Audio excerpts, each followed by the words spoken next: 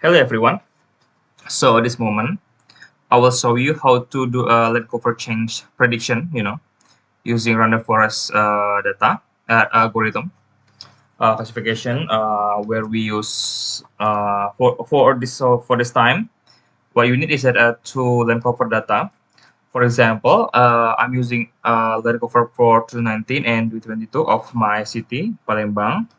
So it's data 2019 and 2020. I don't know if it's work enough, but well, for me it is. So 2020 of Sentinel, so it's from Sentinel data. Then what I use, SRTM, data model, so that it can be used as a one of predictor in the prediction.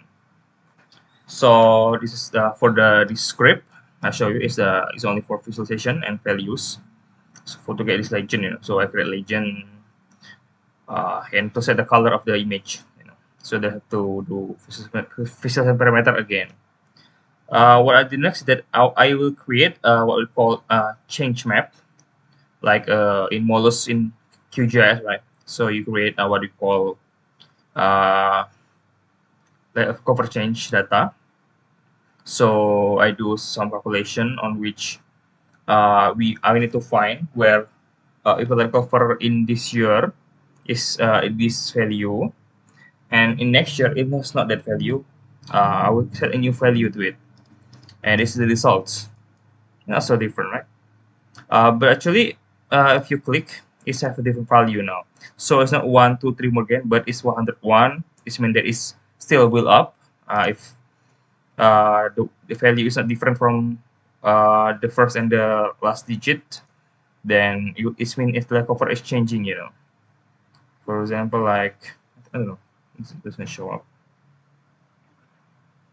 Yeah, I mean, for more broad complete value here. So if it's 10 and it become 1 in the last, it's become bear to build. If it's 1002 is from bear to water, etc., until the end.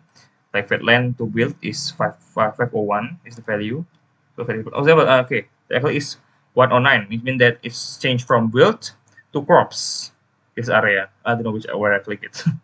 So that's how does it work. So this data, this land cover change data is very important because it's a variable that we use is in prediction. For example, I click is 329, it means that it's from dry forest, it become crops, it seems. At least based on this data.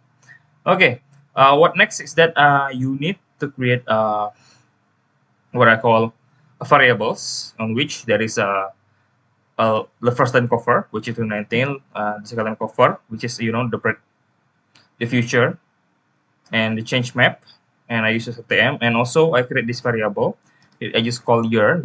Basically is multiplying what a cover from 2019 to 20 is that is not that's not the same. I multiply by 2022, redeem it into year.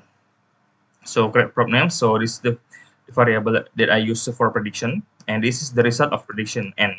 So the variable that I can predict how to predict 2020 from 2019. So I sample the image. So I get like quite a lot of data, 200 almost more than 200 samples. Which I will split it into training and tests to see the accuracy. Then I build random forest model, using the sample. Then I predict using predict name like this, so set the variable as the prediction and to predict variable to predict. Then I try to test it, test the model to the test samples that I split before. This is quite good, 0.9%, and that is quite accurate. This confusion matrix, you can check it yourself later. Script. After that, I can predict for the future. So you see, from 20 to 2022, the difference is 3 years. So I want to predict, I have to make it 3 years too. So to 2022 at 3, it will be 2025. And at 25, I need to make the land cover 22 as the start. So in the previous variable, I set the land cover as the start, but this time I set this is a start where we'll predict the end of the end data. So I also put change map, I put STM elevation, then and I make this same year image, where is year multiplied by not the same value of land cover of 1922. Then I classify it in the model, I rename it, I set the value, and this is the results. Okay, this is the result. So this is 2025, at least based on the prediction. This 22 prediction. So you can see a lot more build up area, right? Build up area.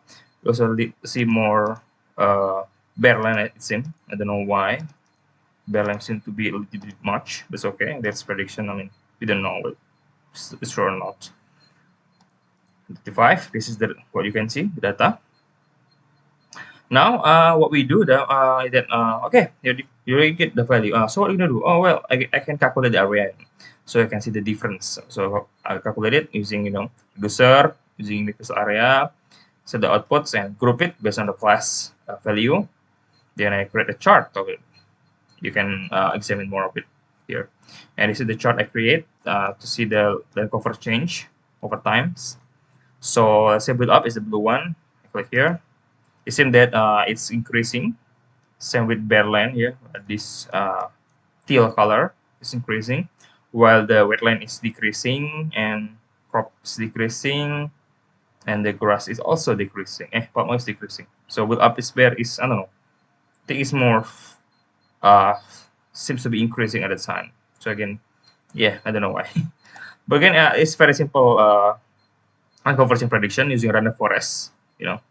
Machine learning. This the basic model is here, but the hardest part is to prepare the image, the variable for to predict, But again, this is it, I guess, for prediction.